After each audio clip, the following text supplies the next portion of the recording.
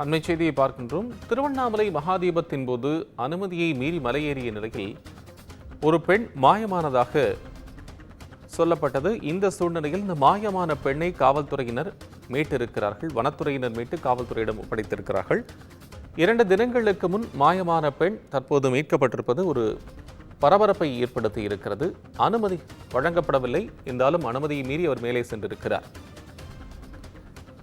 கூடுதல் விவரங்களுடன் திருவண்ணாமலை செய்தியாளர் மணிகண்டன் இணைப்பில். மணிகண்டன், இது தொடர்பான விவரத்தை சொல்லுங்க.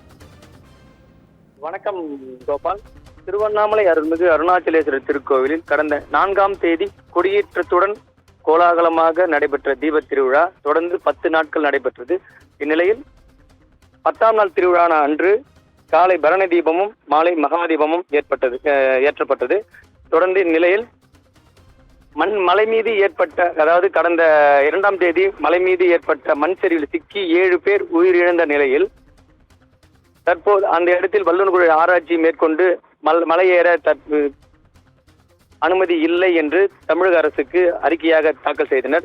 தொடர்ந்து மலையேற 2000 பக்தர்கள் அனுமதித்த நிலையில் மகாதீபத்தன்று மகாதீபத்தை காண 2000 பக்தர்கள் அனுமதி இல்லை என்று யாருமே, பொதுமக்கள் பக்தர்கள் யாருமே அனுமதிக்க இல்லை என்று அறிவிப்பு வெளியான நிலையில் நேற்று காலை சரியாக ஒரு 5 மணி அளவில் ஆந்திரா விஜயவாடா சேர்ந்த பெண்மணி அன்னபூர்ணா என்ற பெண்மணி யாருக்கும் தெரியாமல் அத்துமீறி அதிகாலை 5 மணி அளவில் மலையேறியுள்ளார்.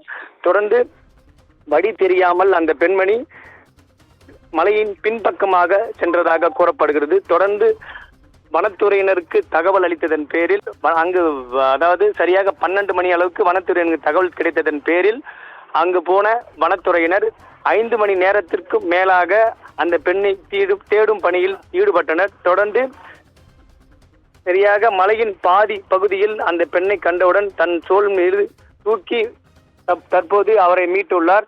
இதனுடைய காட்சிகள் தற்போது இணையத்தில் வைரலாகி பெரும் பரபரப்பை ஏற்படுத்தி வருகிறது. இந்த பெண்மணி ஆந்திரா மாநிலத்தை சேர்ந்தவர் என்றும் இவருடைய கணவர் விஜயராகவன் என்றும் தெரிந்துள்ளது. தற்போது அவரை மீட்டு காவல் நிலையத்தில் ஒப்படைத்துள்ளனர். தொடர்ந்து அவருடன் விசாரணை மேற்கொள்ள உள்ளனர். கோபால்.